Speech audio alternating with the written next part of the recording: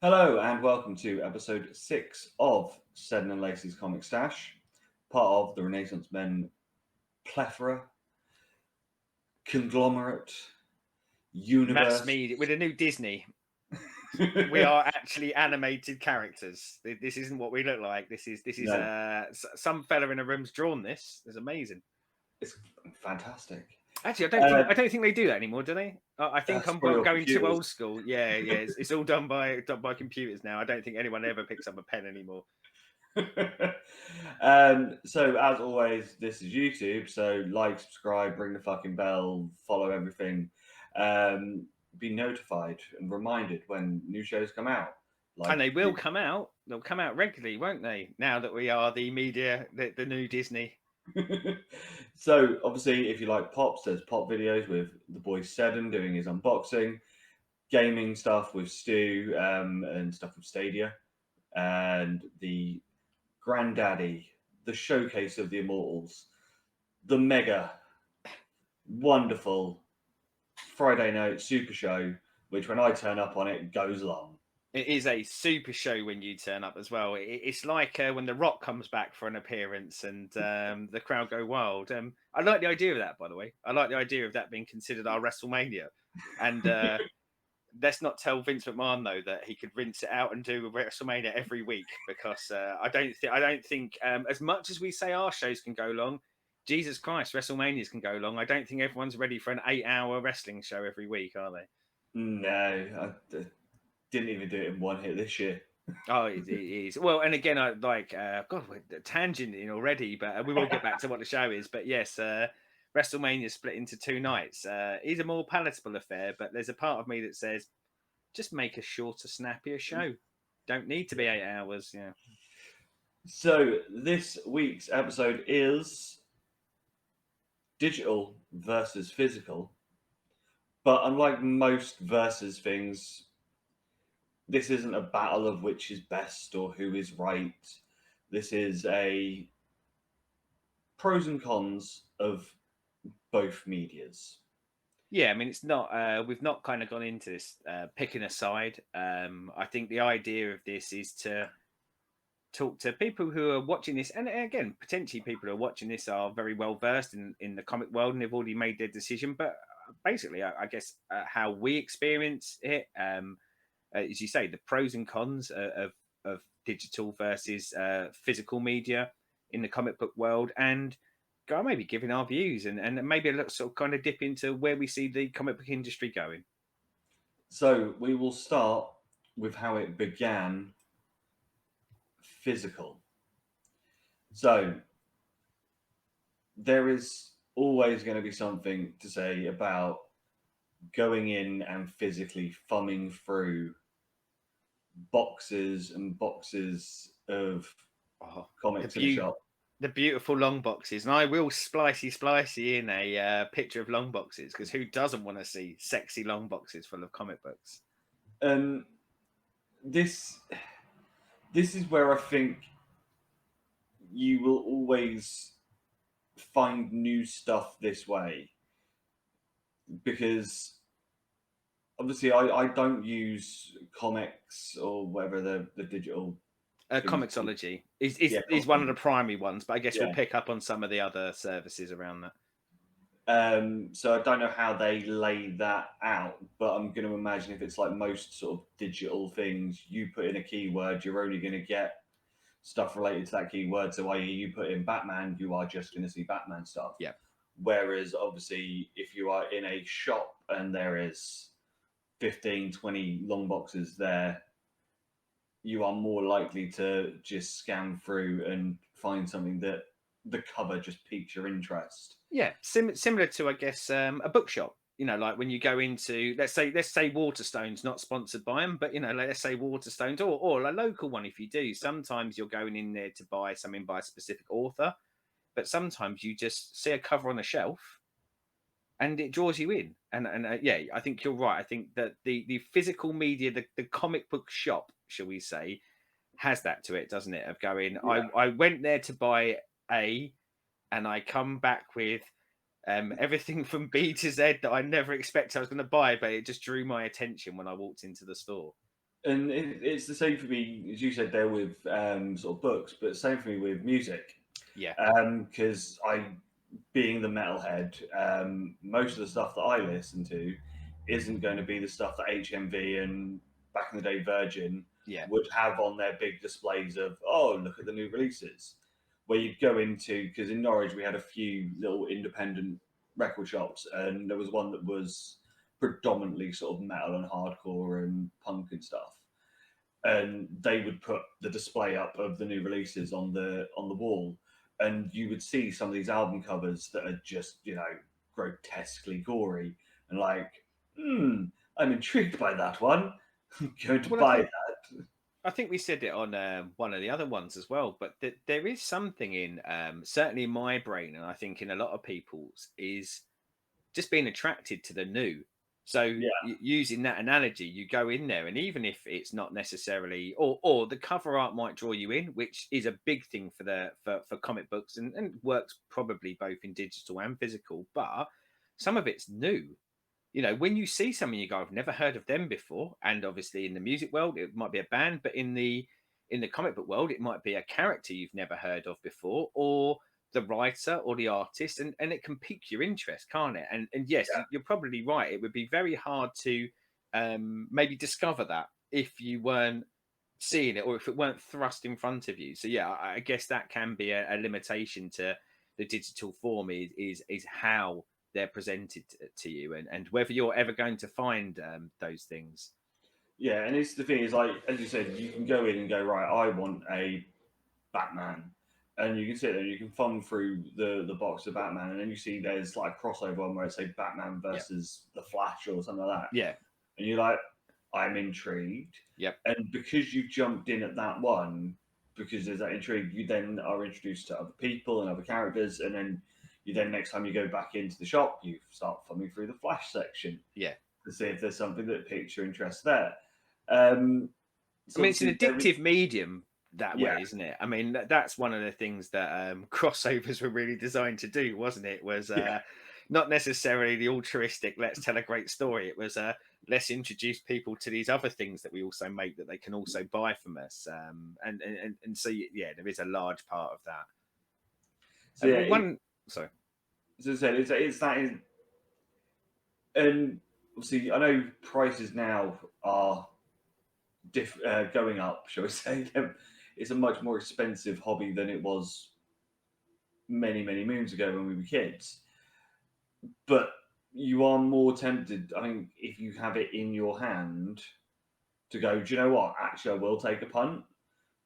Well, that Whereas, that pricing thing is interesting to me, because I think in lots of things we do in life, we've seen the price rise over our lifetime, and I think sometimes for us, we see the price of a single issue now. And I mean, I was having a look before the show to kind of get that good gauge on single issues, and depending on the publisher, depending what it is, when a new issue drops, you're probably looking at, for a singular issue, so 22 pages roughly of story and art, you're looking at anywhere between £3.50 and £5.50 for a basic issue. But generally, I tended to see the prices float more around the £4 to £4.50. Now, for me, that is very expensive compared to some of the prices I've seen in my lifetime. I mean, I remember getting them from the news agents for what was probably 25p, but I do wonder. I'm not sure. I've not really reviewed it against other kind of mediums, but it feels like that is a big spike in price compared to some of the other media we do. However, that might not be a restrictive price point for people coming in now. Like if that's what you're introduced to it as, possibly you just accept it as that. Whereas it's a bit harder for me, because I go, I can't get as much bang for me buck. I mean, strange enough, the two things that I compare what the comic book price rise feels like, and I'm sure there's people out there who would say petrol, but not being a driver. I don't know. I hear people talk about petrol prices, but it feels like the price rise that I've seen in two of my other big hobbies in life, which is booze and cigarettes. Like they seem to be the only things that have had such a balloon in cost over the time, and that can be very restrictive. As we said, like one of the big boons for comic books in general, but one of the big boons for the physical media and the going into a shop and seeing it is the massive amount of choice you've got, but Yeah. actually price can restrict that massive amount of choice, doesn't it? When I say you go Yeah. in there to buy A and you end up buying A to Z, probably less likely when A to Z costs you triple figures to get. So but I mean that's probably less the physical side, and that's more the medium in general. Costs. Yeah. Well, and price of paper and price of everything in the world Yeah. has risen, and very quickly. I mean, we will um, look at this, but while we're talking about pricing, certainly on single issues, I think one of the things that isn't necessarily a pro for digital is if you're trying to collect things day and date, so as they release on the digital mediums, that they keep the price point the same. So you're looking at that sort of £3.50 to £5.50 range to get a digital copy if it's on Wednesday, comic book day, release day. And, Yeah. that's, I can see why as well. As much as I could bemoan that the digital format should be much cheaper because, again, you don't have the distribution, you don't have the paper costs. If that digital service day and date was, let's say, half the price, quarter the price, let's be honest, that's going to destroy a lot of the actual shops, isn't it? Yeah. Because when we get further down, no matter how we like consuming this stuff, I think if you can consume anything for a quarter of the price, people are going to lean towards that, and that would potentially bring forth the destruction of the physical media. And I think they do need to be really careful when they're looking at this, probably dipping into future stuff, but they need to be really careful to keep that medium going. I was going to say, I had a question to you about the physical media and talking about the shop. And Yeah. it's one of the things that struck me when I was thinking about this is, and it goes back to something I talked about in my origin story. So when I started, I could get these off of the shelf in the newsagents. The world of the physical comic book has changed dramatically, though, and really now, for getting those physical single issues, you are probably having to go to a comic book specialist, aren't you? Like a Yeah. specific comic book store, and I think that's something where we talk about the grandness of the choice when you go into one of these stores, but I think that is a restrictive part of physical media that they have these days, is that you need to have one of those stores the way you are, or possibly know that they exist, because that might be a barrier to entry on the physical. Is people even knowing that this specialized stores that trade in these? Yeah. The thing is, you've got to think back. Well, in the 90s, corner shops were a thing. News agents were a thing. Yeah, I'm saying news agents like everyone knows what it is. Like they These probably don't even days, refer to things as news agents anymore, do we? it's the thing. These days, they're now. I know in Norwich alone, all the old news agents are now pretty much mini supermarkets Yeah, or things like that. So they will have, yeah, you'll get your daily papers in there, but they don't have the magazine selections yeah. like they used to. The comic book spinner racks, the magazines. Yeah, Yeah, yeah, even for just think back when we were kids, you'd get Match and Shoot and weekly yeah. football magazines, and then you'd have your comic book stuff and your music stuff, and they don't No. they not have these shops that have these things. So unless you're going into one of the bigger Tesco's Yeah. or the bigger supermarkets, will you find any sort of magazines normally? Even places like W. Smith's and stuff don't have comics anymore. No, no. And, So and and as I say, it's a tough one. It's something that I think and again, it's the way that they actually moved to kind of design the industry. They did move away from that direct market, releasing it to shops like that, and moving more to the specialized with the way that they kind of publish and distribute it, which is fine. But I do sometimes think that is. And we talk about like kind of refreshing the audience. We talk about this in a lot of the mediums that are stuff that we're interested in, like the wrestling, the movies, TV, music, and things like that. And I think finding your audience and getting your product into the audience's hand is tricky. And I think yeah, it is something that the comic book industry really needs to look at. And as I say, that potentially kind of goes in the negative column for me for physical is that I think they need a better way of introducing that into people's eyes. I said the wide-eyed youngster that I was the first time I went to a comic shop, it was the most amazing thing ever, and I, I think that would be impactful for a lot of people. But quantity of them and them being in your local area and you know they exist is going to be a restrictor for me.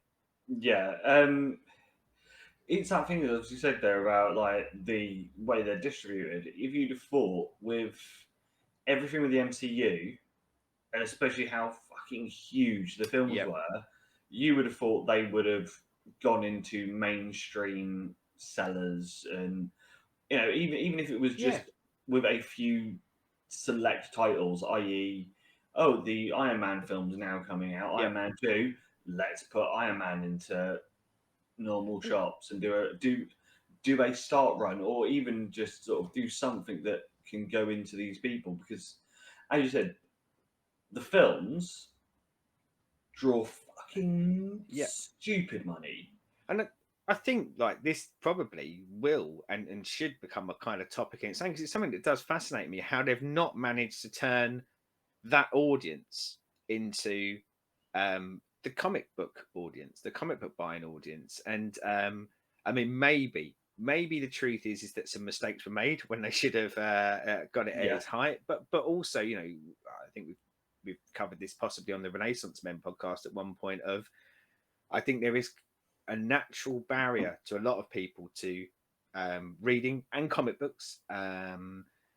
But yeah, I don't know. I think there really is something there about how we didn't, and I think we would, you know, you would touch on that of going that sort of distribution, but also maybe ultimately what we'll find out is they make so much more money out of the films, the toys, that actually the publication side of it is much less important yeah, to the companies now. But um, my little high horse about it is I hope these companies never forget is that you don't have the movies, the if you, toys, if you don't have those writers writing those stories and you being able to draw from them. And yeah, you can argue that in Hollywood, you know, the people who write the movies, the people who write the TV shows, they are writers as well. But you know, you look at the product and it is hugely drawn from 60, 70 years worth of publications. And yeah, I don't see those movies becoming what they were without that without the source material behind it. So I do think they need to be very careful not to kill the industry off themselves, which I'm sure they're not trying to do. But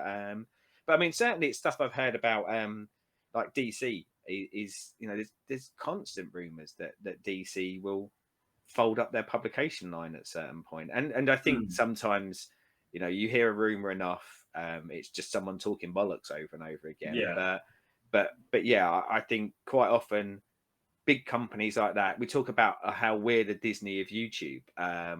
You know, when big conglomerates get involved, so Disney with Marvel and obviously you've got Warner with DC, is that they might see that as just a arm of the business that isn't very profitable yeah, and cut it without thought of the huge consequences ramifications. onwards. Yeah. God, we meander again. We love a bit of meander on this show.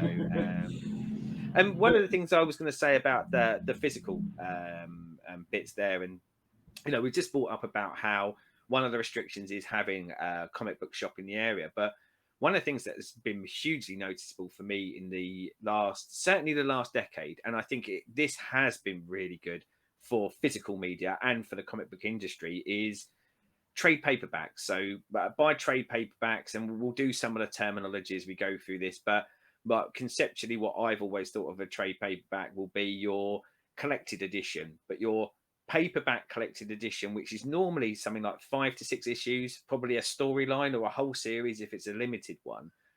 They really have started to permeate bookstores. I said earlier about Waterstones.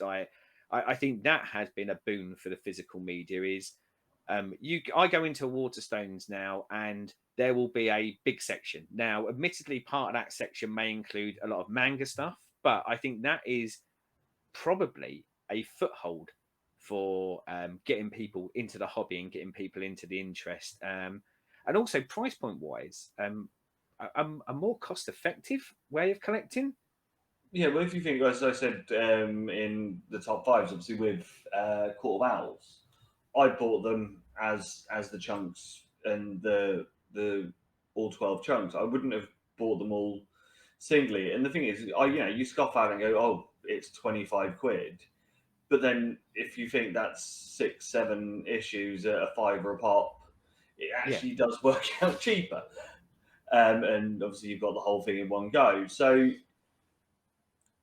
I think with both, either if you get them as single issues or you get the collections, yes, they are. There is a high price point to jump in, but then if you look at the normal price of a book, Yeah. if you're not getting it from like a supermarket on a special or something like that, you're looking at 15 to 20 quid for a book anyway. Well, I think So with that as well, with some of the paperback ones, I think what some of the nice thing is, and then it's a drug dealer analogy again, which I always like to use, but quite often if it's we'll talk about like The Walking Dead. So The Walking Dead has in the base trade paperbacks where they tend to collect, as I say, 5 to 6 issue storyline. They will generally, like through Amazon or through Waterstones, they'll be around sort of 7 quid. So actually, you're going, that's a much cheaper per unit per issue. But yeah, also, I think what you'll find is, again, the drug dealer, they'll do the first volume cheaper. So that kind of entry point for you is you might pick them up for if you're lucky and depending on how many issues are in there, you might pick them up for sort of like 4 or 5 quid. So actually you're paying about £1 an issue comparatively. But of course you're getting the real plus for me is we've talked about this before, you get the whole story or you get a whole story, maybe not the whole yeah, series. And I think there's something in that, but where it loses against the single issues, and this is both in the digital and the physical, is that you are behind.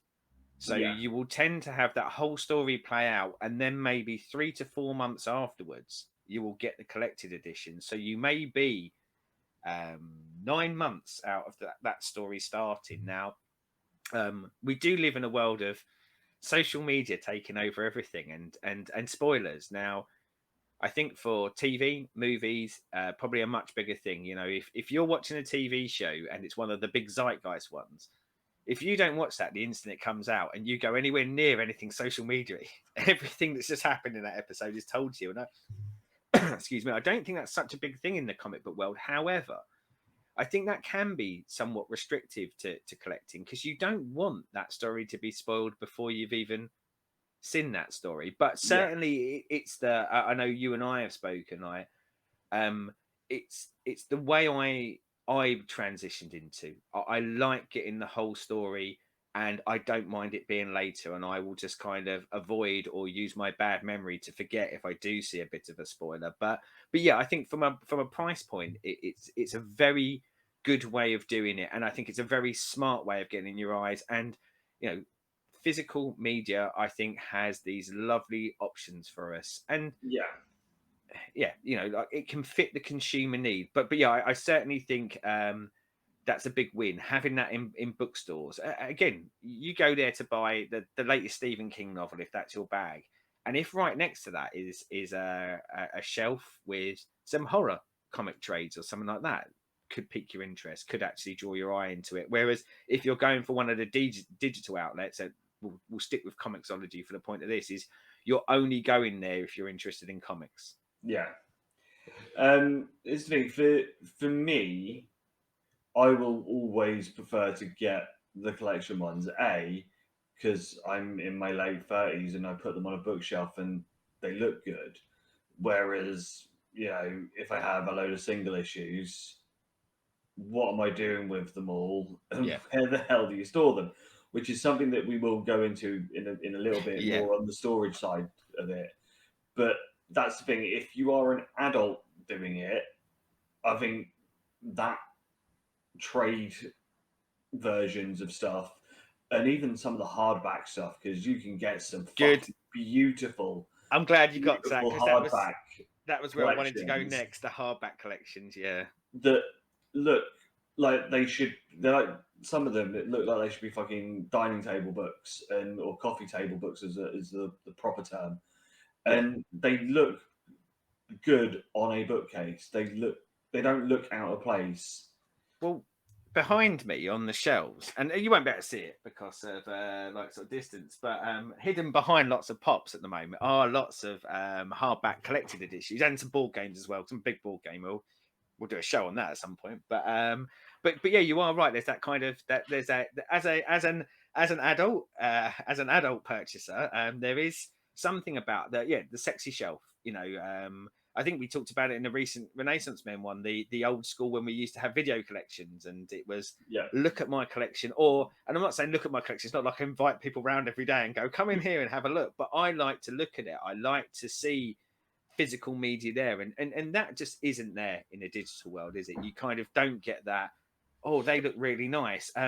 I did actually mean to grab a few because getting onto the hardcover collections, and this is sort of one of the areas where, as you just said, I think physical media, there's no beating it for this. Now, to touch on price quickly, prices for some of the hardcovers can be phenomenal, but I find more often than not is that the prices are phenomenal when they've put some real effort into it. So as you yeah, say, like that kind of that coffee table thing. I mean, one of the ones that really strikes out for me, and I'll splicey some pictures in of some of the hardcovers, but the ones that I think kind of have always really resonated for me, and the high price point wasn't restrictive, is Dark Horse for things like Hellboy do these ones called the Library Edition, and it yeah, collects about sort of 20 plus issues, so it's a chunky bugger, but it's oversized. So actually,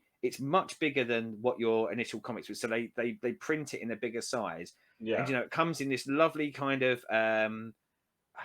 mottled edition. And the other one for me is the DC Absolute editions, which again are oversized. So you get to see this product in a format again on paper, but they're just lovely. They yeah, really do, and it actually changes the reading experience for me when I'm reading them in those formats.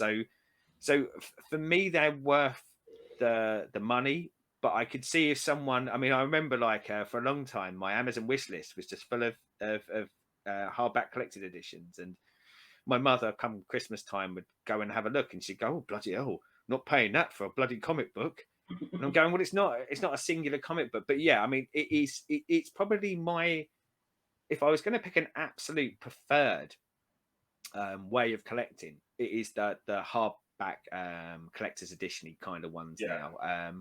But having said that, I'm probably not going to get the hardcover collected edition just on a whim. I kind of have to have experienced that story. So quite often I will transition from either reading a couple of issues digitally through my iPad or getting the trade paperbacks. And if it's a story I really like, I go, okay, that's lovely. Put that to one side now and wait for the the beautiful big library boys. edition or Yeah. something like that.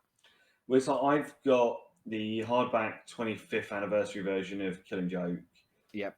and I also got the hardback special edition of the Batman Catwoman Wedding, Yep. the one they called the photo album, Yeah. which comes in like an old fashioned photo album book. Yeah. And it is, It is wonderful, isn't it? Like, yeah. And it's the thing is like I know with the wedding one, it is a mid story thing, but I was like, I don't care.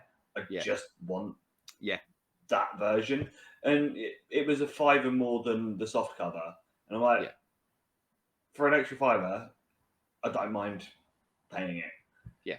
Well, and we, when we say about like both the trade paperbacks and the hardcover ones, I think it's worth mentioning we are very much kind of led into the reprints, the collections, but it is the format that will see things like Killing Joke, isn't it? Like Yeah, what the term that I hear a lot now is graphic novel. And I say I hear that a lot now. I always heard that, but I think now even the collected editions are often referred to as a graphic novel. But traditionally, I like the graphic novel for me was something like Alan Moore writing an original story and it being released in that sort of format, yeah, and there's some cracking stuff out there. So again, I think to get people into the medium, releasing things like that, graphic novels in these lovely formats, yeah, you are going to be attracted to them on a shelf, aren't you? But again, go to a digital store and probably you're seeing one picture of it and might not be quite so sexy at that point. yeah.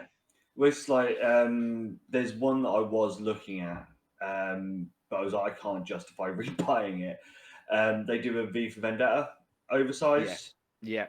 which is 70 quid, and I'm just like, I can't justify the money for it, Well, however much I fucking love it. yeah.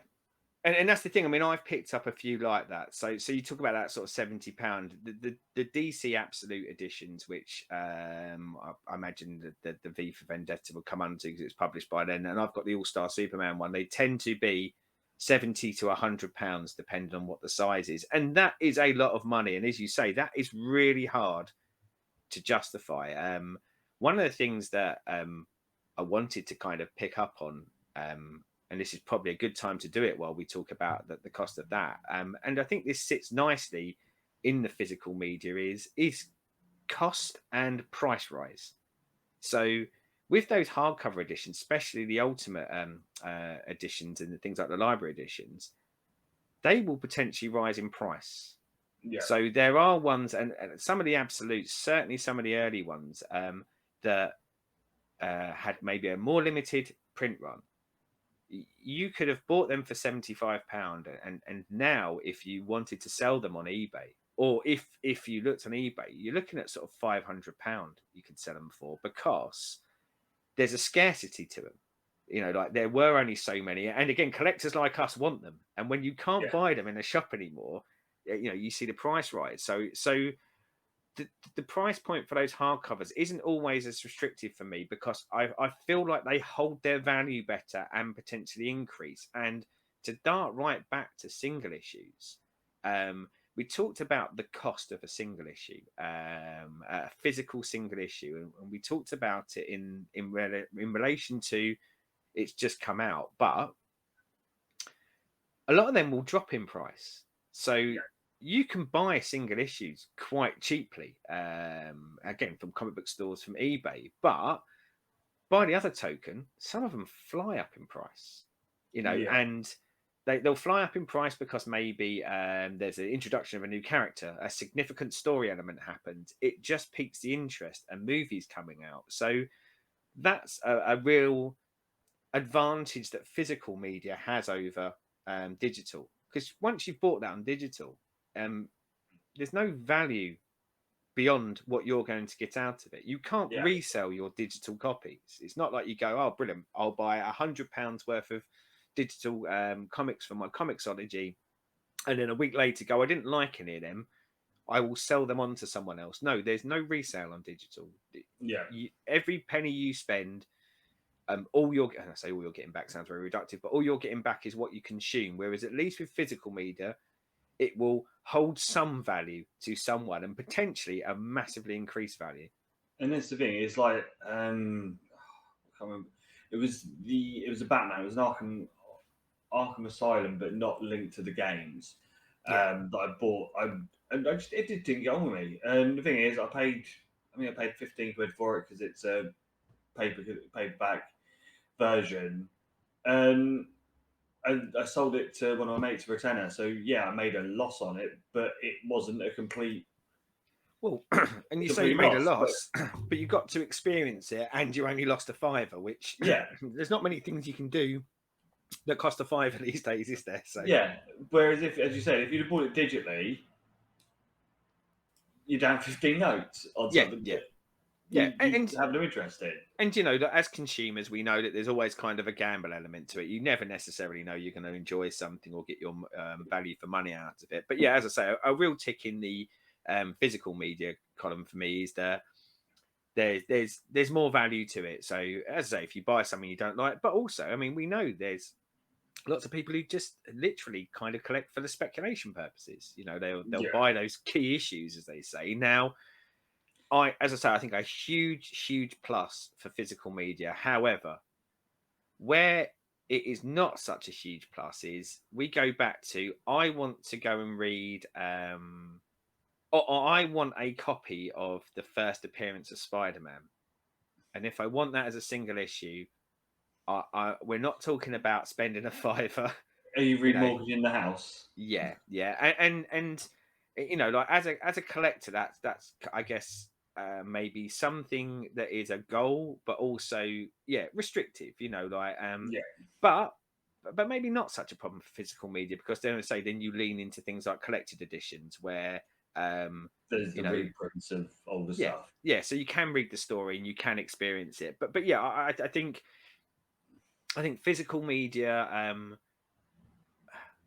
There's something in that. There's something nice about going. Not only does that look nice on my shelf, but I know that if things went bad, I could flog that and probably get my money back, if not more. Yeah, And God, hope things don't go bad. But and the other thing is obviously I've mentioned like in the earlier ones, obviously I'm dyslexic, so I can physically, I to read it, I do physically need to sort of hold it and move my finger off it and things like that, and I I struggle with that digitally. It's like it's bad enough trying to read emails because I have to have dark mode on so I can see it yeah, properly. So that sort of tangible having it and is something that you can't recreate yeah. I anywhere mean, else as well. I mean there that's is one a of the real bigger things. There is it's the yeah, dexterity of holding it and flicking through and like as I've said to you, this obviously lends you the Daredevil or yeah. Deadpool gills. You can't do the same. Actually, yeah, I hadn't thought of that. Yeah, you're right. In a digital world, you can't do lenses, can you? Like No, it's it's like like yeah, so. Say you've just read something that's fucking amazing, but you've got it yeah. as digital, and you're like, I can take some Yeah, screenshots. your choice here is to listen to me, understand that it's brilliant, and now you have to go and buy it, you bastard. That sort of thing. Yeah. Yeah, When you talk about lens as well, something that I don't really use, but I imagine it is there. But yeah, that kind of kills the concept of the library as well, doesn't it? yeah, Like because there was a period of time where and I think I experienced a kind of lot of the DC trades that way. Some of the DC stories is when I was living in Colchester at the time, and I'd walk past the library on the way to work, and quite often what I do is I just on my way to work I go in there. I pick up a trade paperback of a story that I'd never read before, and weirdly enough, used to get CDs from there as well. Slightly different reason for the CDs, because at that time I'd come home, burn the CD onto my computer, and have it for life. But which I guess I could have done if I had a scanner at home. But yeah, who's going to sit there every night scanning trade paperbacks in? But yeah, it does kind of kill off that ability to. And I think you'd said it before on the origin story where you'd walked into like I think school or something like that, yeah, and someone's there reading the Killing Joke, and you don't get that because if someone's just got a screen in front of them, you might ask what they're doing on the screen, but also you probably don't because you probably just assume they're looking at the internet or I don't know they're watching something on Netflix. So yeah, yeah. it doesn't. They don't advertise themselves as digital, do they? Like No, someone isn't seeing them, or you're on a train and you see someone. We said about how attractive a cover can be and how it can draw your attention. Um, no one's ever going to do that because you're just going to see the back of my iPad or whichever device you have. So yeah, yeah, I think that really is. I wanted to ask a question around the restrictions with digital with things like dyslexia. I mean, I guess it's probably something that we're not necessarily research, but I mean, I do wonder if there's something they can do with that though. And, possibly a win for the digital medium of going. It would allow maybe them to. I mean, I know it's nowhere near similar, but I know mm, there's things like around sort of color blindness and lots of sort of game companies have put loads of effort into making sure that that's not a restriction for people who are colorblind. And I think the yeah, digital medium potentially, if there's the inclination and the time, it is something that they could look at to probably put something in place that would help. yeah. I think the problem with comic books is because you can't. It's not as simple as like if you've got a normal story in a book, you can just turn on dark mode Yeah, and it flips black to white. yeah. You can't really do that It's the in art, isn't it? It's gonna, because it would yeah, then do things with the art. So, and they could go down the audio route. That would be something that they could do. So you can still see the pictures, but it reads it out to you that would be as odd though, wouldn't it? as It's a never way. kind of crossed my mind because obviously we we'll do Yeah, some comparative points here to like reading a book and audio books have somewhat well very much grown in popularity over time, but I just can't imagine reading a comic that way. I can't yeah, imagine the kind of the speech balloons, the thought balloons being spoken to me. I mean, I might try and hunt one down and give it a go, but yeah, it's just conceptually it just doesn't feel, because you're looking at a picture. yeah, That's one of the huge selling points, isn't it? Is picture and words on that same panel. And yeah, I think getting that delivered to me audio, I think I'd struggle with it. yeah, Because and what if I also, wanted to linger on that panel a bit longer and look at it, and then the yeah, audio's gone on 8 panels on, and I'm like, well, I'm still looking at this one. yeah. So that's the thing. I think that would be where the downfall would be Yeah, for that. But yeah, as I said, it's not as simple as doing a dark mode. It's not as simple yeah, as doing things like that. So it is more restrictive because of the nature of the medium yeah, for the digital assistants, yes, which you know, I think that's where the issue would come in on that is, as I said, because of the fact that it is more visual. yeah, It is more you're looking. You know, you can sit there and you can sit for 5 minutes just taking in each detail of, as you say, of one panel. yeah, Especially when you get something like when we were doing Nightfall, that break picture. yes, yeah, I sat and was looking at that for 4 or 5 minutes because I was yeah, looking all and around and all the bits of it. and Whereas if it was an they're audio, they're probably halfway through the next chapter by that point. well, Because and also if you just want to read something, you're going to read a book, aren't you? yeah, And that's the thing. This medium, like that's what makes this medium attractive to so many of us, is that combination of art and words, isn't it? So yeah, you're right. I mean, you can have panels that have zero text on it, but you linger on it for a long period of time. And I guess if you were trying to do that in an audio format, you are behooving to the pacing of the person who thought this is the pace you should go through it, not your own. yeah, And yeah, so yeah, I think that would be a real struggle. and unless they got super techy and did like individual touch boxes But for then each bit. I feel like it's just um I feel like something's gone at that point, isn't it? Like Yeah, when you're having to kind of massively over engineer it, and the reliance is on you as the reader to kind of go, right, I'm on this panel now. Now I want me audio. Click that, and maybe click something else to go. Don't move on to the next bit of audio. I feel like I then start focusing much more on what you're uh, doing and not what I'm doing rather than what I'm what you trying to read. Yeah. experience. Yeah, So yeah, so as I said, I think that's why obviously when we go to digital in a bit is why I definitely say where I am.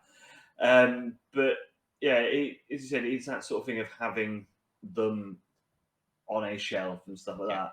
I mean, that is probably we talk about like value and things like that, but I think from someone who experienced that and that's how they got into it, Mm, you can't beat that for me. You no, and I do use digital, and we'll cover that in a minute, but um there is just something wonderful about holding your hand. And for those that aren't necessarily big into comic books, who might be watching this to kind of get an idea, um are very equatable to a book. We've mentioned it there. There are audio books. There is, I mean, Kindle being probably the biggest format for digitally reading books. And I got a Kindle many years ago, and when this is fantastic because when I go on holiday, I can have 100 books in my pocket without having to put 100 books in a suitcase, and then so I've got that choice thing. But again, there's something about that experience about actually holding a book in your hand, and with the comic books, like probably more like that,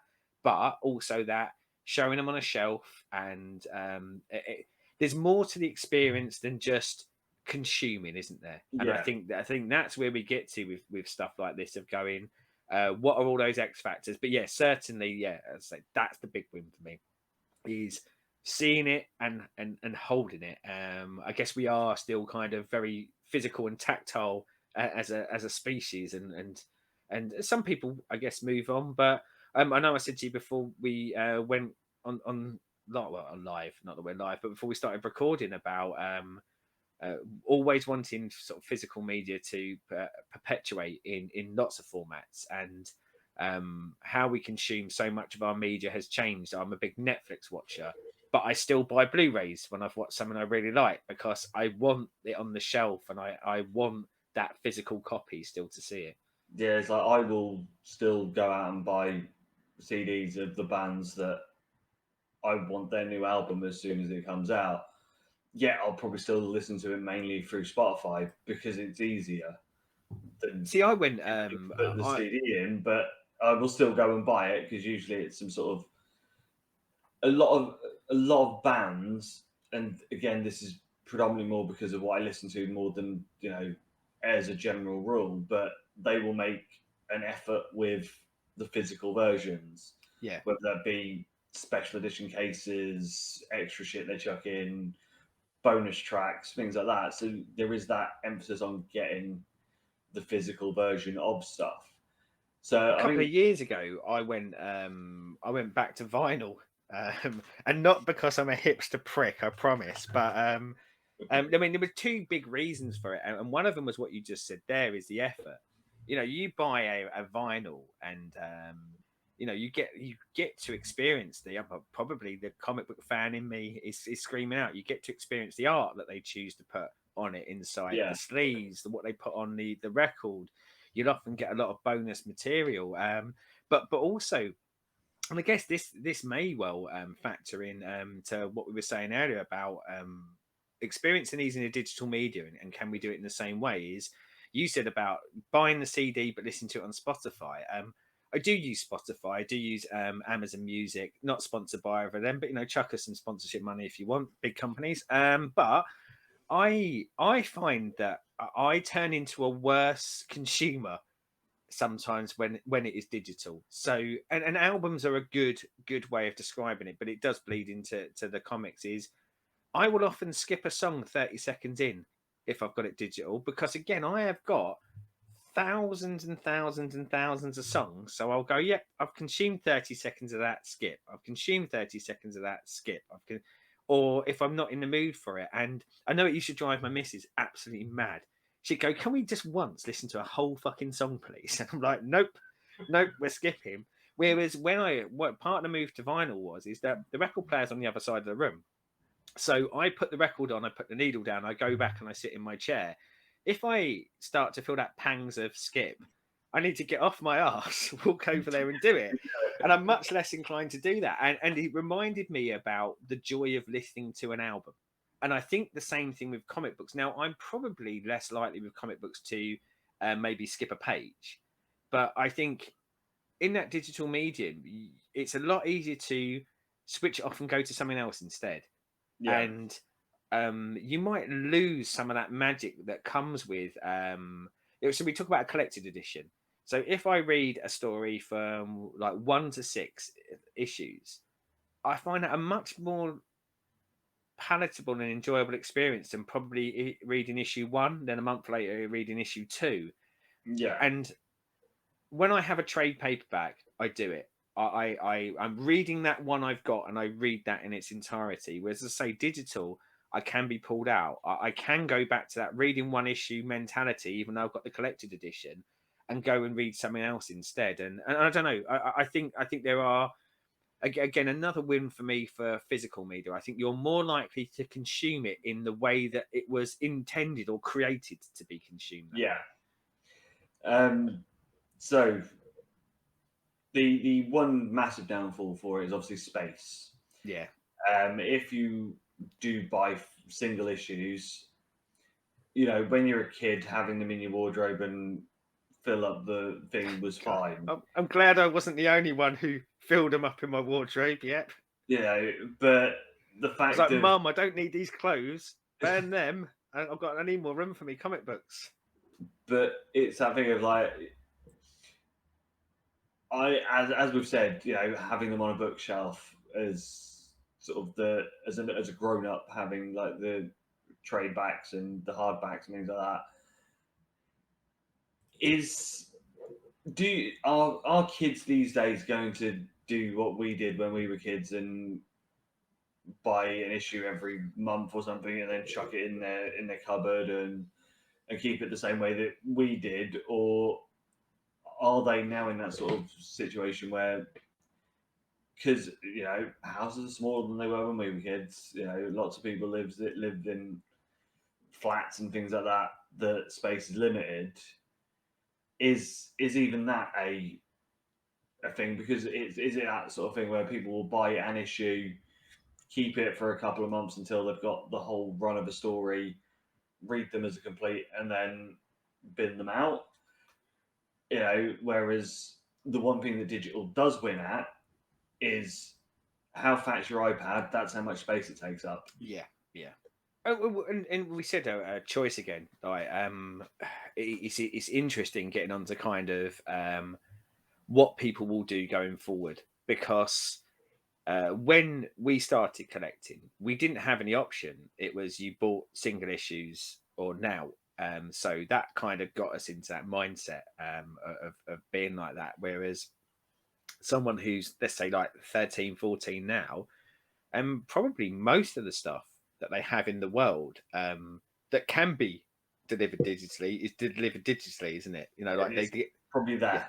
yeah, they get their movies, their TVs from it. I mean, even going into things like video games. So, our choice was you went and bought a video game and you had to physically plug that into a console, regardless of what format it was in.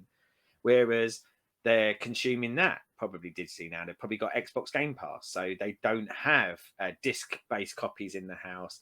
They're not getting their music that way. They're not getting their video games that way. They're not getting their films that way. Their TV that way. And actually, does it even cross their mind to want to physically get a comic book in? Like, are they just naturally drawn to the digital because so much of their world and so much of their life is in the iPad now, or in whichever other brand you use? PS, Apple sponsor us. I'm all about sponsorship tonight. But yeah, I don't know. I think that's like sort of cracking forward in time.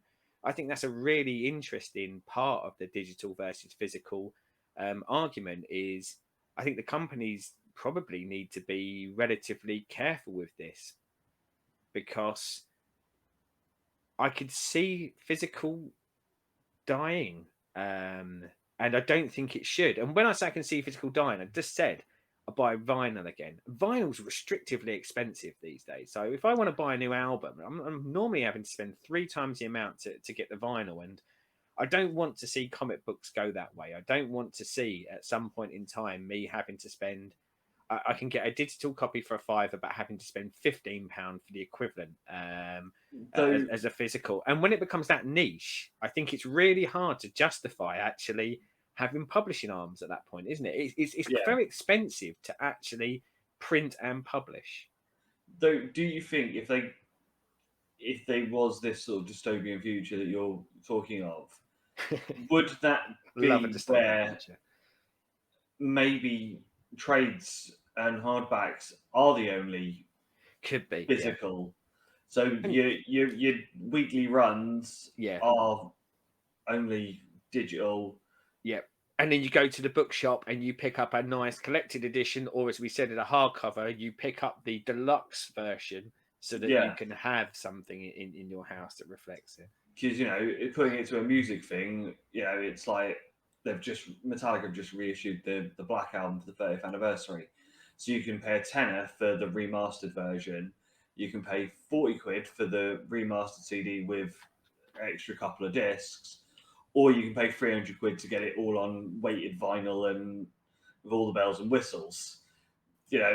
Will that be where Yeah, we'll be looking at things of, like, if you just want it as digital, that's fine. You've got a digital only, yeah. but then there being, say, maybe two price points of physical, but you will pay more. I mean, you do see that a lot in music now, don't you? Like bands will actually do their own pressing, won't they? They'll Yeah, go and press kind of a limited run of vinyl and put all this stuff in it.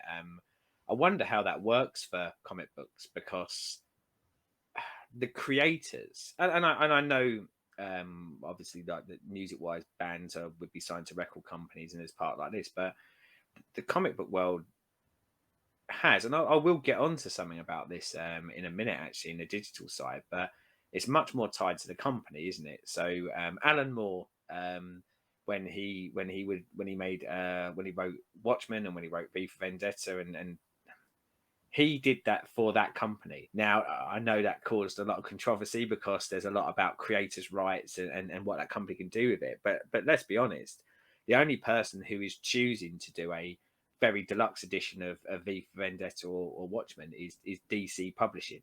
Alan Moore cannot go out and do that. Whereas I think with the band stuff, there's a lot more remit in the band being able to go, yeah, we want to do a special run here.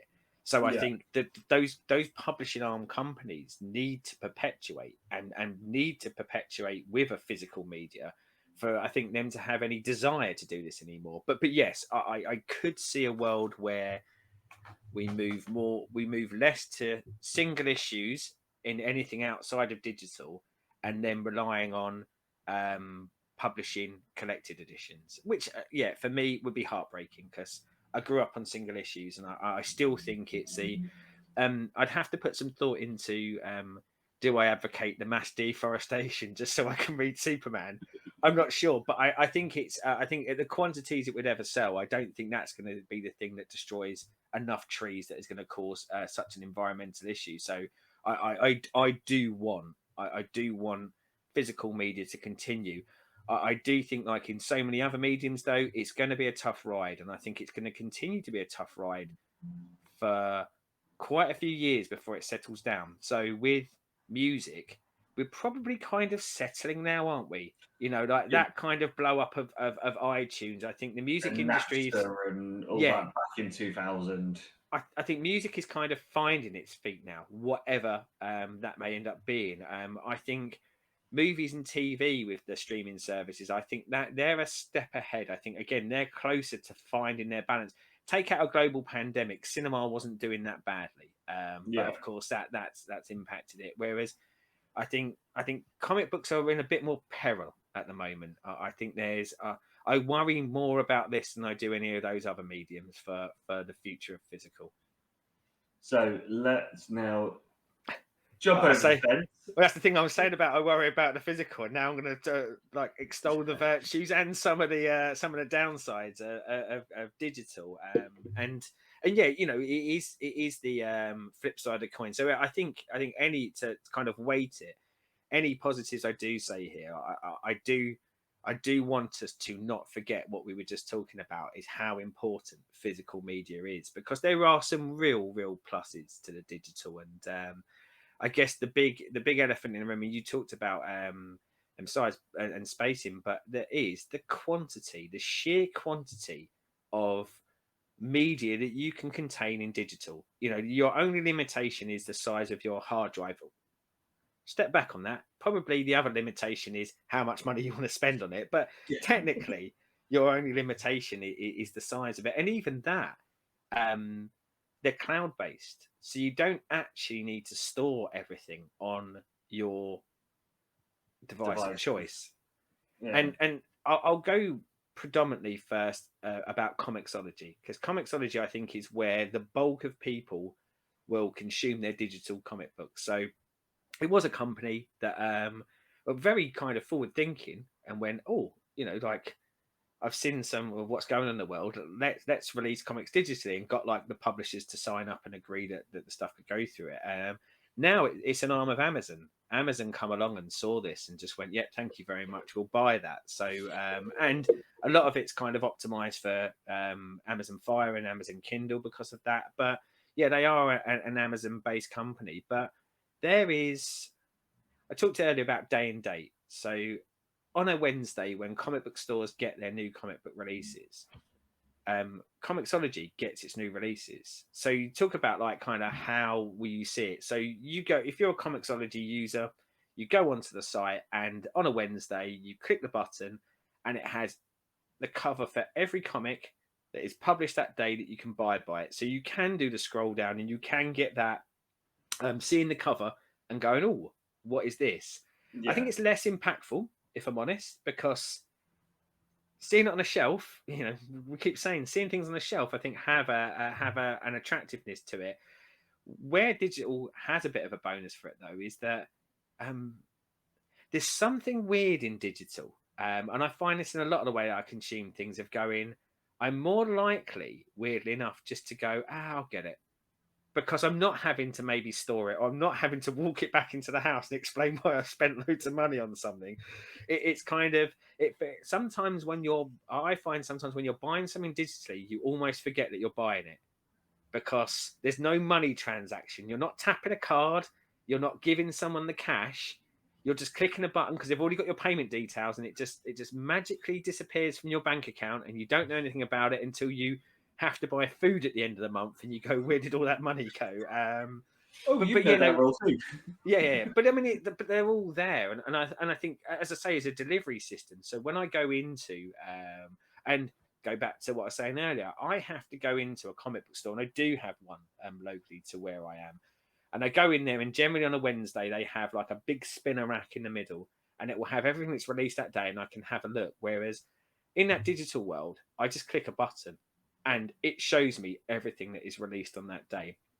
Price point wise, yeah, it's not as good value, I would argue, because it has no value than the value of reading it once you've bought it, and Yeah, they do price it the same for day and date release, and as I say, I think they have to, otherwise physical really is in trouble.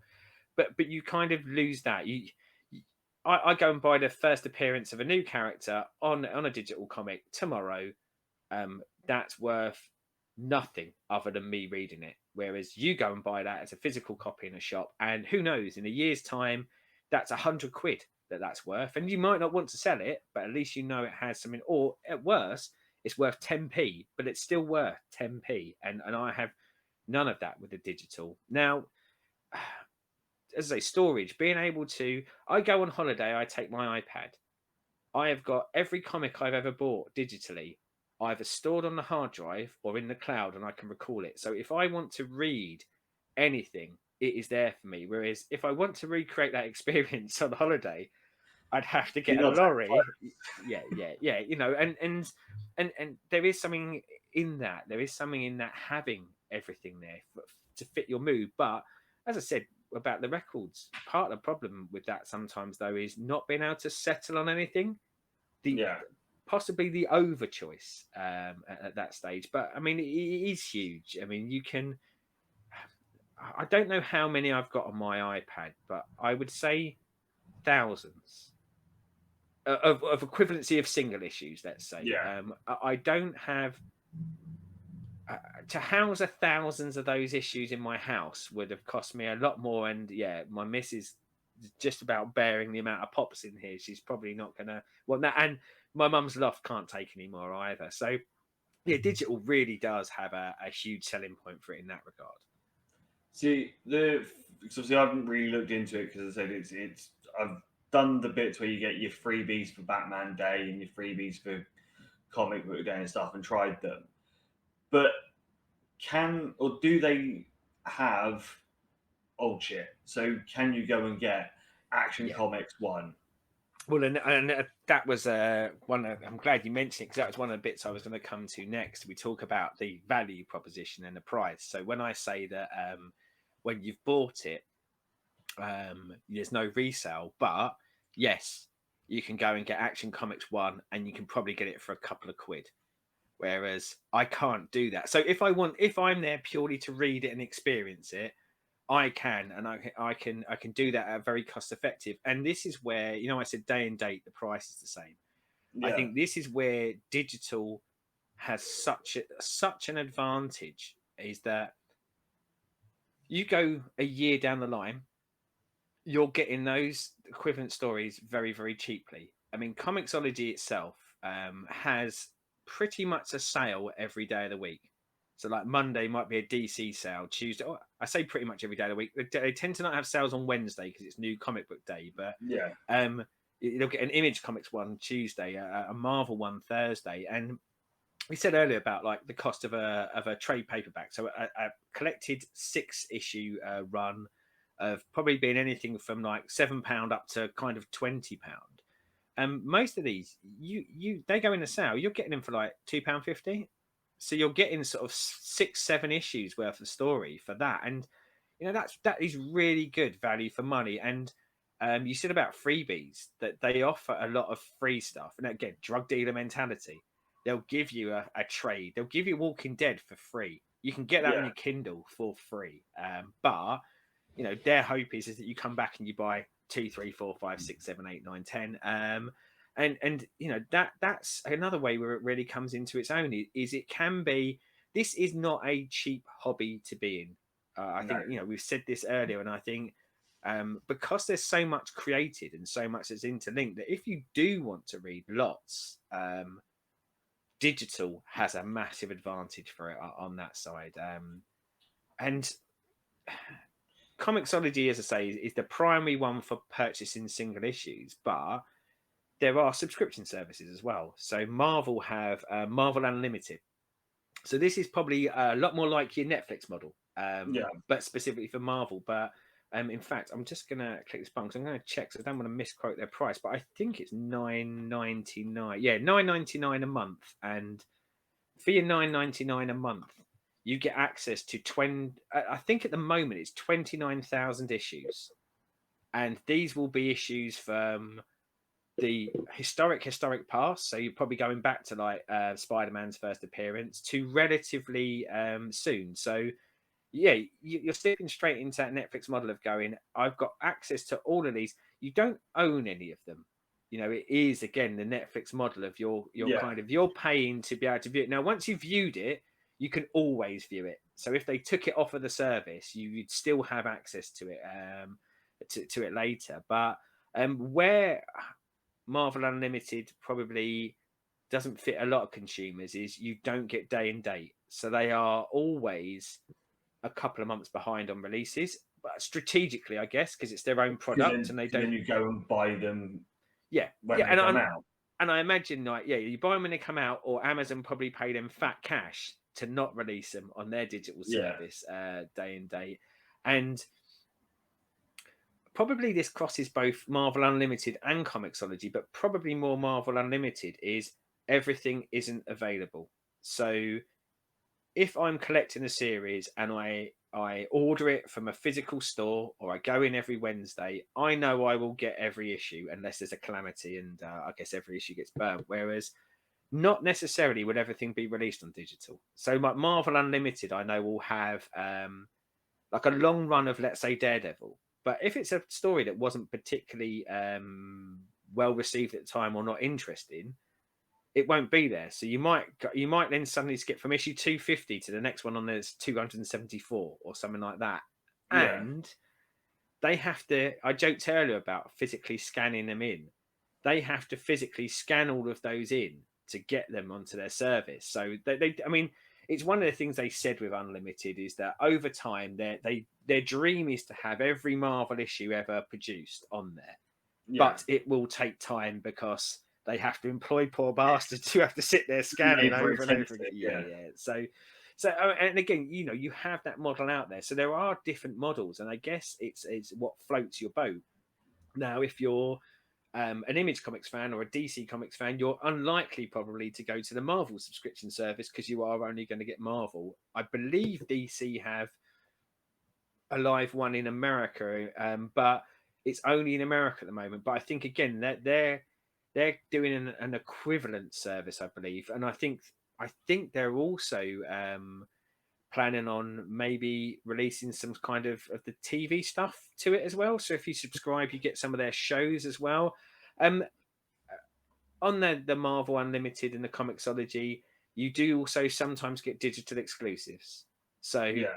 it is stuff that won't be released in physical media. No offense to any of it, but when I've read or looked at any of the digital exclusives, I tend to find they tend to be of a lesser quality than if I was getting a physical media exclusive. It does often seem to be a story they had in the cupboard that they weren't really planning on releasing, so we'll go, let's have an exclusive, and they tend to churn that. So I don't think that's a particular selling point for it. See, 'cause, the idea of being able to get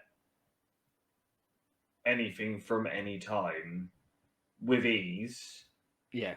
is obviously a massive up point Yeah. for digital. And also, as you say, when they do, because as I said, I signed up for it when they were doing the Batman Day thing, and I got the free Batman one, and they were like, this for 25p, this for 25p, this for 25p. Yeah. And if you're a kid, the amount that you can get for your money is going back to like it was back when we were kids. Yeah. So Yeah. I can see how it can get your claws in and get stuff. And as you say, if you've got an iPad or Kindle or whatever, how small that is, and you can Yeah. have so much on there.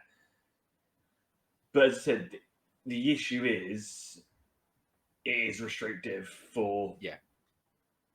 people that have any sort of issues with reading stuff. Yeah. And as we said Well, earlier, it's that sort of how difficult would it be to do uh, dark mode or yeah. the audio stuff. For the medium that it is, I think that it's too restrictive for your standard fixes. One of the things that's only just occurred to me with something you said there, though, and I feel really stupid now. It's only just occurred to me, but I keep sort of saying like, and presumably anyone who's watching this probably has a tablet and things like that. And I think we are so used to people having technology now, but one of the things I said was like the value is so much cheaper. But I guess what I didn't factor in is, do you have to buy a fucking iPad though? Yeah, Like there's that, and again, I think we've got so used to them being so common, or like phone or whatever. But yeah, that's kind of, I guess, not a given. Is that actually, there is that barrier to entry as well, isn't it? It's the cost of the technology that the platform runs on, and yeah. I suppose I get it with work. I'm not going to go into what I do, but I do deal with a lot of older generation yeah, people. That when we say it's cheaper if you do it online, I don't use the internet. I yeah, don't have the yeah, internet. I don't have yeah, a mobile phone. That there are people that think, oh, it's just an older generation thing, but look at fucking the state of the world we are at the moment. yeah, People struggling with money. yeah. We all think, oh yeah, everyone's got smartphones, everyone's got this, that, and the rest of it. There is a load of people out there that don't have this shit and don't have access to it. Where, as you say, they go to the libraries or Yeah. things like that to get to read Well, anything. and as a parent, which I am not, but I imagine like when my mum took me up the newsagents and I went, oh, can I have that? Like, regardless of like how much 20p was out of her day back then or whatever, she'd probably go, yeah, actually that's good because that'll keep him quiet for the whole day. Yeah, Worth the 20p for that alone. Whereas, yeah, if you strip that physical media out of it, like as a parent looking at having the cost of bringing up a kid, you're going, oh Jesus! Like the only things my kids are now going to ask for are expensive iPads, phones, and things like that, because that's the only way that they get the things they like delivered to them. So yeah, I guess as a counterpoint, a massive win for physical for me is it removes that restriction of having to have a device. But yeah, probably a sad indictment of the world we live in is it didn't even cross my mind until just then of going, well, yeah, of course, like it's fine because everyone's got this. And yes, probably the truth of it is that most people do, but it does drive that very, very top end IT market, doesn't it? yeah, Like I imagine Apple and like Samsung and people like that. They're not dumb. They've got into this game, but they're loving it because every move that is a move towards digital is a move to them being able to just kind of go, well, we're selling more units because people can't live without this anymore because there's no way. I said about the instant access. So if you have a large hard drive equivalent or like an SSD card or whatever, you can hold a load of it on there. But also, if you've bought it, it is always available for you to download. So again, getting back to probably a negative is if you don't have a large hard drive, you need the internet. yeah, And I talk about being on holiday. Well, holiday in the middle of nowhere, or you're on a plane and you're not getting Wi-Fi and things like that. So yeah, there are hidden extra costs to it that the physical media doesn't have. The physical media, you buy it, you've got it, haven't you? Yeah. So yeah, boo digital. No, no, joking.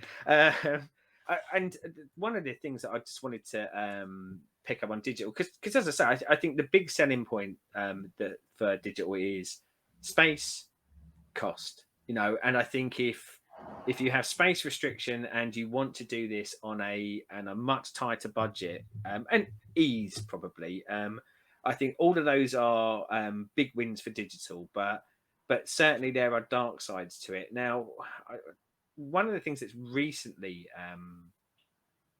really started to sort of take hold in the digital world is creator-owned comic books being released digitally only, and that the medium that a lot of people seem to be going to is this thing called Substack, which I think originally it was designed for to allow people platforms to release things like newsletters and potentially smaller novels and things like that. And it seems to have really piqued a lot of the comic book creators' interest. And one of the big ones, which I think is going to be a bit of a yardstick for us over the next couple of years, is they call themselves the Tiny Onion Studios, but it's got I think it's like James Tynion and Scott Snyder and Tom King. So all people that have been very involved in the Batman universe in recent time.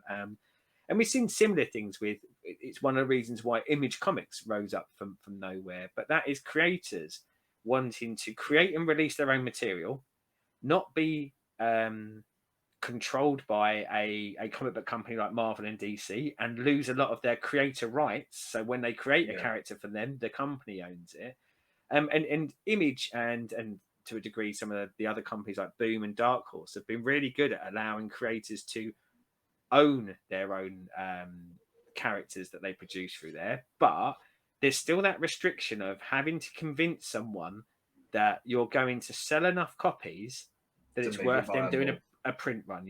So this is and again, there's a few kind of notable ones coming and on their way, which this is allowing creators to, their cost now is the time it takes to write them, the time it takes to draw them, and probably a bit of a costing around the hosting of it there. And I'm really interested to see where this goes, because some of the creators involved in this are people that I want to read their stuff of. But when you said Snyder, I was like, my ears pricked up there. I was like, yes. But the hard part of it is I'm almost, and when I say like release digital only, I think the concept that they're going with is that it'll be released digitally exclusively for a period of time, and if it sells well enough, then they'll do a print run. So again, I think it's a nice thing for them. I think it allows them to be creative in a medium where they'd have to give up some of their rights to necessarily tell these stories elsewhere. I do worry about it though, because it's a very thin line doing something like this, isn't it? Because what if these do sell really well and they realize that actually they can make a bloody fortune doing this, and everyone goes that route? Does it kind of bring on the death of print media then? Because even a successful one, something you said earlier, and maybe this is the model we end up with, is that creators go and create their own stuff, they release it digitally, the story goes out there, and then they do a collected edition. So actually we start consuming them in trade paperbacks, hardbacks and things like that. But it is something that is really kind of currently right at this moment, something that's finding its feet. And I have seen a lot of comic book creators kind of come out since this. And I say about this Tiny Onion, it was actually Jeff Lemire, who is one of my favorite comic book creators. I think was the first notable creator to use Substack. And I think he was kind of extolling its virtues, probably the same as if we were going down the pub with people we work with, and you'd found something really good, like when you're down the pub having a beer, you go, "Oh, this is really good. Why don't you get this?" I think there's probably an equivalency in the comic book creator world. So I do think it's something for us to keep our eyes on, because as you say, I think digital medium has its restrictions, and that would be a real shame for me, is that if people lose sight that actually not everyone can consume it digitally, so then you're actually making the market smaller and I say exclusive, but you are excluding people, and you're Yeah, excluding people who, and go back to what you said about dyslexia, and again, probably as much as I don't know, probably something around sort of some visually impaired impairments like and color blindness, but also people who can't afford the tech. yeah, Like and it's a shame because I've always thought of the comic book medium as something that should be inclusive. It should be that, come on everyone, we all love this stuff, don't we? And but yeah, so yeah, an interesting string to the digital world that I think is on its way and may become prevalent very soon. yeah. It's similar to, if we throw it back to sort of music, so similar to like Bandcamp and that sort of thing of where you can self-release digitally. But the thing with Bandcamp, with bands and stuff, a lot of the time they will then do vinyl Yeah, releases, or they there is always physical ways to own stuff. yeah, and I think I that's certainly the intent of the ones that I've heard. But Yeah, um it's but too. as we said, it's a very expensive way, isn't it? So like if you're a band and you want to do a vinyl pressing, I'm not saying that that's cheap, but I think like once you've done all the effort to record it, and probably finding a company that will do a vinyl pressing for you is probably less restrictive than if you're a comic book creator going, I want to get this printed onto paper, bound, and then released into distributed into shops. So yeah, I do wonder whether this is going to become problematic. And it would be a shame if it was some of the creators that I love that because it'd be problematic, but also they do need to earn their money. And I think Yeah, for 50 years, like comic book creators have not really, Marvel are, well, at the moment, obviously Marvel are a huge part of Disney, but there ain't many of the creators that wrote those stories along the way that saw any of that Disney money. That no, was all your kind of your corporate entities that own it. And it's a tough balance, isn't it, of allowing creators to be creative, which I think the digital medium probably assists in that because the physical medium has that restrictive point for the creators. yeah. I think it is, as you say, it's one of those.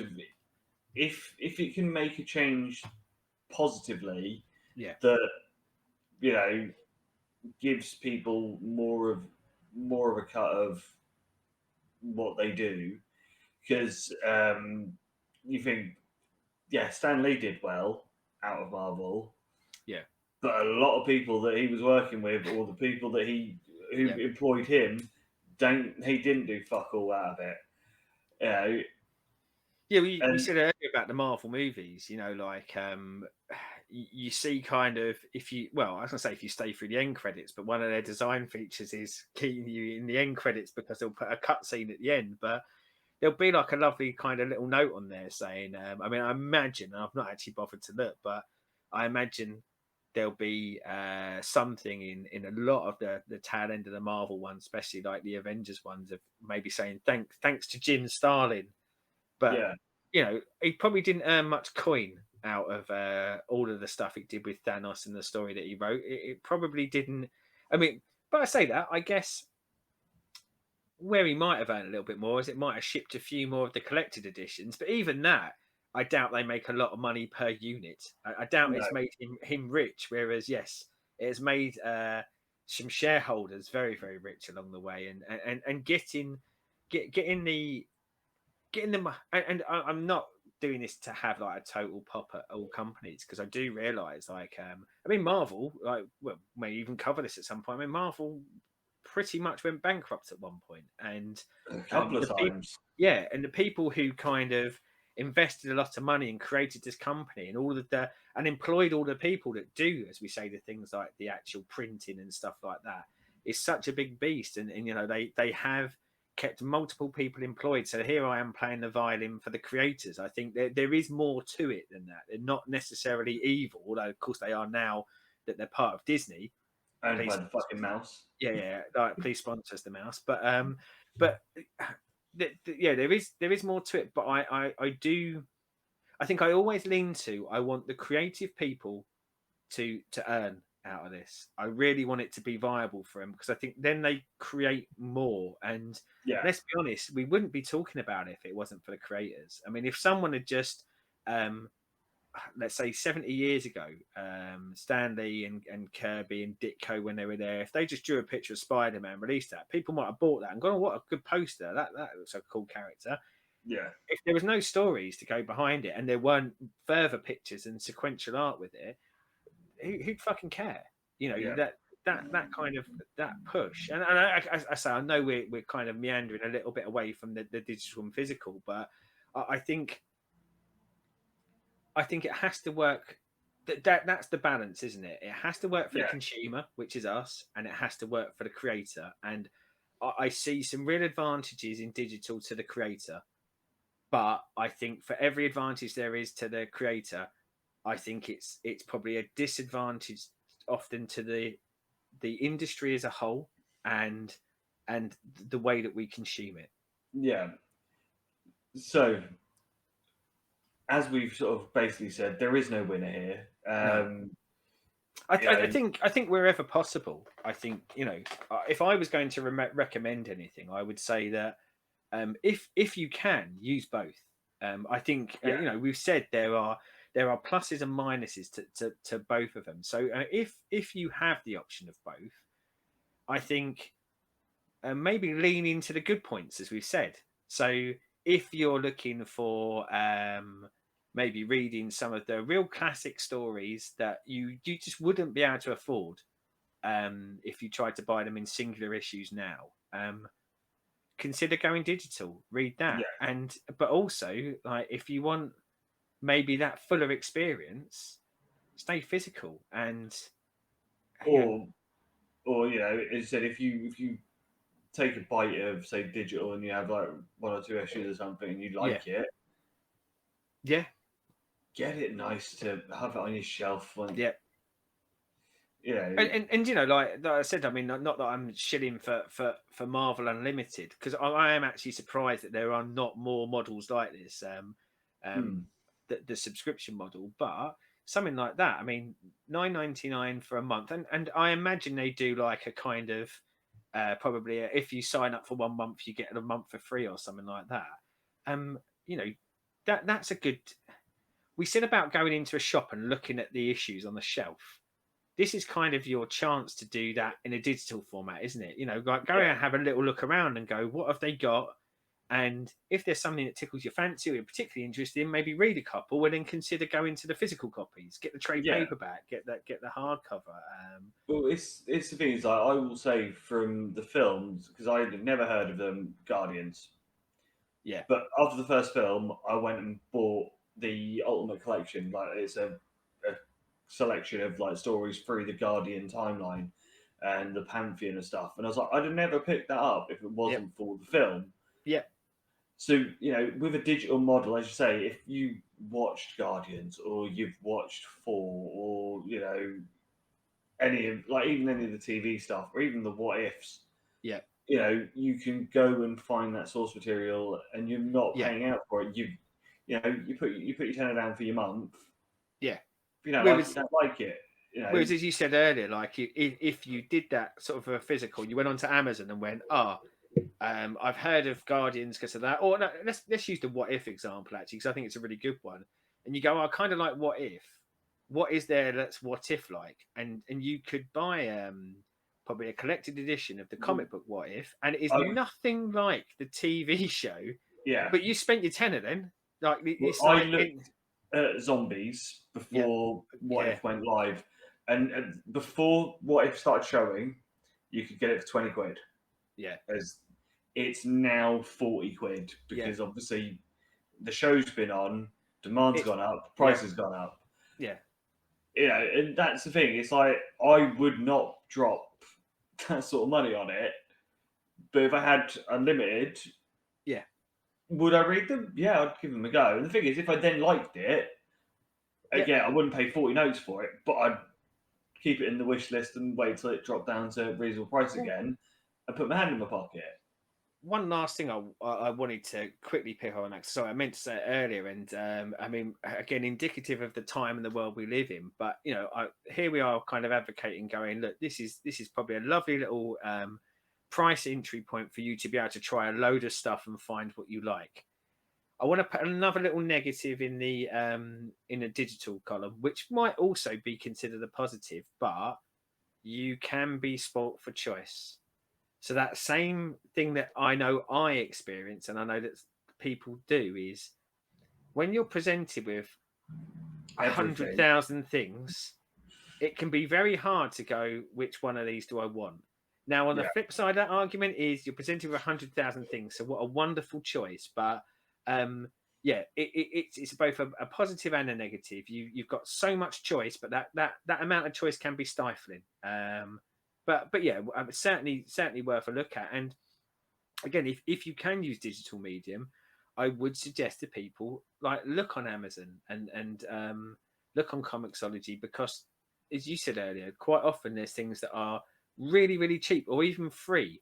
And again, I would always advocate. I mean, the digital media do it once a year, don't they? They have free comic book day where you can Yeah. go into a comic book shop and pick up some free samplers. Use those samplers, because one, if you're not sure about whether it's a medium for you, you'll find out relatively quickly by looking at free stuff. But also, even if it's something you're into, you might pick up something by a writer or an artist or a character you've never considered before, and yeah, all of a sudden they become an obsession. You've got 8,000 shelves behind you with hardcovers, that sort of thing. But that's what we're in this for, isn't it? Is to experience, to find the best way for us to experience stories that move us, mean something to us, and engage us. We're trying to get through this life without it being all consumed by work and all the shitty stuff. And we're trying to fill our life with things that we enjoy, make us grow, make us think about the world in a different way, and find the way that it works for you. And also, I mean, we say about like shows like this, and like, for anyone watching, we really or listening, we really appreciate it. But we'll help. Like if anyone's ever got any questions, like we'll point. We won't necessarily have the right answer. Like it's a lot of this will be opinion based, but we'll certainly kind of go, well, we tried this, we like this, we didn't try this. Yeah. Give that a go. So yeah, I think ultimately in a versus, what we've really come down to is this. There's tons of benefit for both, isn't there? Yeah. And actually, a mixture of the two is probably a very, very good way to consume. But I do want to say, if I was going to have a conclusion to the verses, I would pick physical, because for all the advantages that digital is the one that worries me the most, because I think digital potentially leads to the downfall of it be as a medium more than physical does. And Yeah. evidence has taught us that video games didn't die, music didn't die, film didn't die, TV didn't die, despite protestations that it potentially would. But I think that digital can be a killer for an industry, and because comic books have such a smaller customer base already, I do think that digital could kill physical in it easier than in any other medium, and I do worry about that. And also split the customer base smaller. Yeah, yeah, yeah. I mean, we said earlier about the comic book stores and it being a potential negative if you've got one in your area. Well, you're going to have less in your area if it's not a viable business. Like if 70% of their customers turn digital, it's going to be really hard justifying keeping the lights on for a Yeah. comic book store, isn't it? So with that, we are done for this week. We are. Um, and as we said, We're coming any at under questions? 8 hours, Chris. It's good. I know. So yeah, so as I said, obviously, if you've got any thoughts, comments, or anything to add, chuck it in the comments below. Hit us up on the Book of Face and the Yes. Twitter and all the other social outlets that you can find. Um, as always, like, subscribe, ring bells. If you are listening via a audio device, comments, ratings, reviews on. It's reviews, isn't it? iPods. I'm Yeah, sure ratings and reviews are how it goes on audio. I yeah, should know yeah. this because I listen to a 5 lot of stars. audio. Yeah, 5 stars. 5 Yeah, stars. yeah. Just like the great band, we want to be 5 stars. Yes, and as I said earlier, multitudes of content on this channel. You've got the gaming stuff with Stu and Seddon's cult, pop Join the videos, cult. Join the cult. and obviously the granddaddy of them all, the spectacle of the spectacles, the greatest show in known humanity, the Friday night main event that is the show that the BBC's one show fears every Friday night as we go live against it. So, thank you, Mr. Seddon, for another wonderful episode. Thanks and for having until next me. time, where we discuss what makes heroes. We'll see you next week.